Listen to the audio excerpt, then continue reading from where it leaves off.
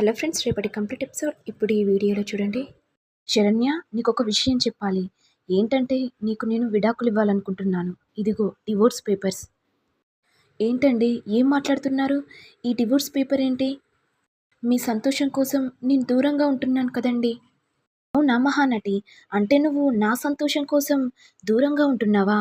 సరే అయితే, మరి నువ్వు నా సంతోషం కోసం చూస్తున్నావంటే మరి ఈ విడాకుల పేపర్లపై సంతకం పెట్టు. మరి నేను ఇంకా చాలా హ్యాపీగా ఉంటాను. నేను హ్యాపీగా ఉండడం నీకిష్టం కదా! అయితే మరి ఈ డివోర్స్ పేపర్‌పై సంతకం పెట్టు అని దర్శన్ అనేసరికి శరణ్య ఏడుస్తూ ఉంటుంది. ఏంటి శరణ్య, ఎందుకేడుస్తున్నావు? మళ్ళీ ఏడ్చి బెదిరించి నన్ను సాధించాలనుకుంటున్నావా? మా అమ్మ దగ్గర సాగినట్టు నా దగ్గర సాగవు. నువ్వు అమాయకపు ఫేస్‌తో ఏడిస్తే నేను కరిగిపోతాను అనుకున్నావా? నువ్వు నా జీవితాన్ని ఆడుకున్నావు. నేను దేనికి పనికిరానని ఉత్తరంలో రాసిపెట్టావు కదా! మరి అప్పుడు లేని ఏడుపు ఇప్పుడు ఏడ్చేస్తున్నావా? నువ్వు పెద్ద కిలాడివి. ఏంటి శరణ్య, ఎందుకేడుస్తున్నావు? అంటే నువ్వు ఏడుస్తున్నావని ఎవరైనా చూసి నన్ను కోప్పడాలని చూస్తున్నావు కదా! అయ్యో, అలా నేనెందుకు చేస్తానండి? మీరు డివోర్స్ పేపర్స్ ఇస్తా అనేసరికి బాధనిపిచ్చి ఏడ్చానండి. అవునా మహాతల్లి, ముందు నీ ఏడుపు ఆపు. నీ ఏడుపు చూస్తుంటే నేను భరించలేకపోతున్నా. శరణ్య, మా అమ్మ వస్తుంది, నీ ఏడుపు బంజేయి. నీకు నేను విడాకులు ఇస్తున్నట్టు మా అమ్మకు చెప్పకు, అర్థమైందా? ఇక ఆనందభైరవి రాగానే, ఏంటి నాన్న, శరణ్యతో ఏం మాట్లాడుతున్నావు? ఏం లేదమ్మా, అయినా నేను తనతో నేనెందుకు మాట్లాడతాను? అసలుకే నేను దేనికి పనికిరాను కదమ్మా. అయినా నీకు నీ కొడుకు కన్నా ఈ శరణ్య ముఖ్యం కదమ్మా. నాన్న, దర్శన్ చూసేవన్నీ నిజాలు కాదు. దయచేసి నా మాట విను. శరణ్య అలాంటిది కాదు నాన్న.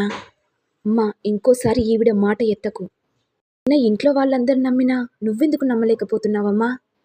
అప్పుడు ఆనంద మనసులో, ఇదంతా ఆ అనన్య కుట్ర పన్నింది. ఈ అనన్య వల్ల నా కొడుకును కించపరిచి తల దించుకునేలా చేసి శరణ్యని దూరం పెట్టాలనుకుంది. ఆ అనన్య సంగతి తప్పకుండా చూస్తాను అని ఆనంద భైరవి మనసులో అనుకుంటుంటే, ఏంటమ్మా, ఏం ఆలోచిస్తున్నావు? నాన్న, దర్శన్ ఏ విషయమైనా సరే బాగా ఆలోచించి ముందడుగు వెయ్యాలి. ముందు వెనక ఆలోచించకుండా ఆ లెటర్‌ని శరణ్య రాసిందని నువ్వెలా నమ్ముతున్నావు? ఒక్కసారి ఆలోచించు దర్శన్, నీకే అర్థమవుతుంది. శరణ్య ప్రవర్తన ఏంటో నువ్వు చూసావు కదా! అప్పుడు దర్శన్ మనసులో, నీకేం తెలుసమ్మా శరణ్య గురించి? శరణ్య నన్ను మందు పెట్టి చంపాలనుకుంది. కానీ నీకు ఆ విషయాన్ని చెప్పలేకపోయాను. ఎందుకంటే నీకు మెచ్చిన కోడల్ని నువ్వు తెచ్చుకున్నావు కాబట్టి. కానీ ఇదేమో నన్ను ప్రతిరోజు టార్చర్ చేస్తుంది.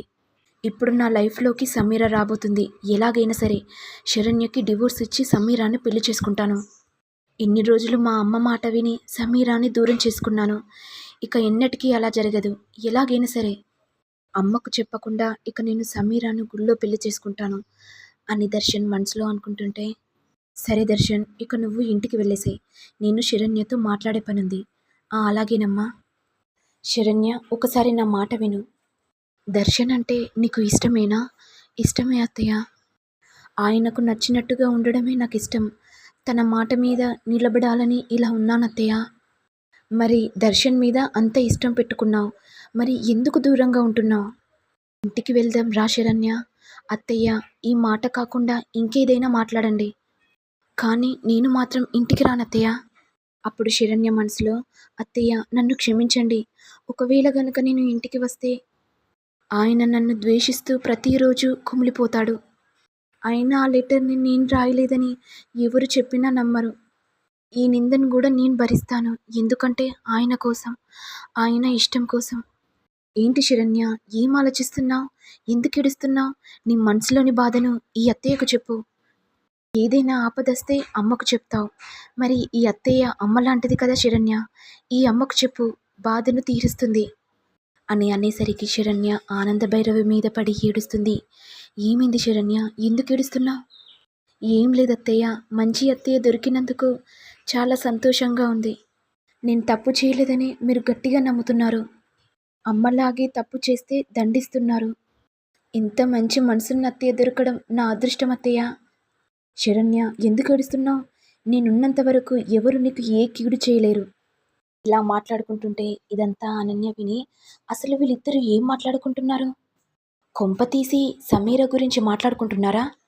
సమీర బ్రతికుందని ఈ ఆనంద భైరవికి తెలిసిందంటే నా కొంప కొల్లరైపోతుంది. ఇప్పుడే వెళ్ళాలి. ఏం మాట్లాడుకుంటున్నారో. శరణ్య, ఏమైంది శరణ్య? ఎందుకు ఏడుస్తున్నావు? మరిది గారు ఏమైనా అన్నారా? ఏమనలేదక్కా. నిజం చెప్పు శరణ్య. మరి ఏమనంది? ఎందుకు ఏడుస్తున్నావు? ఇక ఆనంద భైరవి కోపంతో, ఏం లేదని చెప్పినా కూడా పదే పదే ఎందుకు అడుగుతున్నావు అనన్య? అంటే అది అత్తయ్య, మా చెల్లి ఏ విషయమైనా సరే మనసులో దాచుకుంటుంది. ఏ విషయాన్ని బయటికి చెప్పదు. పాపం మా చెల్లిని చూస్తుంటే చాలా బాధగా అనిపిస్తుంది.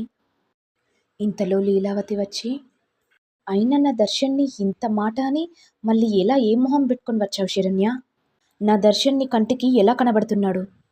దర్శన్ మనసును విరిచేసి మళ్ళీ గుడికి వచ్చి దర్శన్తో పాటు సీతారాముల కళ్యాణం వేడుకలో ఉంటావా? అసలు నువ్వు మనిషివేనా? అని అనేసరికి శరణ్య అక్కడి నుంచి వెళ్ళిపోతుంది. ఇక శరణ్య ఇంటికి రాగానే తన తాళిబొట్టును చూసుకుంటూ బాగా ఏడుస్తుంది. ఏవండి, మీకు నేను ఏం తప్పు చేశానని నాకు ఇంత ద్రోహం చేస్తున్నారు? ఆయన బాగుండాలి, ఆయన కోసం నేనేమైనా చేస్తాను అనుకుంటూ శరణ్య తన రూమ్లోకి వెళ్ళి ఉరివేసుకుంటుండగా ఇంతలో గీతా విశ్వనాథం చూసి శరణ్యను కాపాడతారు. ఏంటమ్మా, ఏం జరిగిందమ్మా, ఎందుకు ఇలా చేస్తున్నావు? అప్పుడు శరణ్య బాగా ఏడుస్తూ, అమ్మా, ఆయన నాకు విడాకులు ఇవ్వాలనుకుంటున్నాడు. ఇక నేను బ్రతికి ఏం లాభం అమ్మా, అందుకే చనిపోవాలనుకుంటున్నాను. అప్పుడు గీత కోపంతో, ఇక మనం మౌనంగా ఉంటున్నామని అల్లుడు విడాకులు ఇవ్వాలనుకుంటున్నాడా? పద శరణ్య, ఆనంద భైరవితో మాట్లాడదాం. తాడో పేడో ఇప్పుడే తీర్చుకోవాలి, లేకపోతే నీ జీవితం నాశనమైపోతుంది అని అంటుంటే శరణ్య మౌనంగా ఉండిపోతుంది. మరి నెక్స్ట్ ఎపిసోడ్లో ఏం జరుగుతుంది? దర్శన్ సమీరాన్ని పెళ్లి చేసుకొని ఇంటికి వస్తాడా అనేది నెక్స్ట్ ఎపిసోడ్లో చూడాలి. మరి మీకు వీడియో కనుక నచ్చినట్లయితే లైక్ చేయండి, షేర్ చేయండి, సబ్స్క్రైబ్ చేయండి. Thank you all.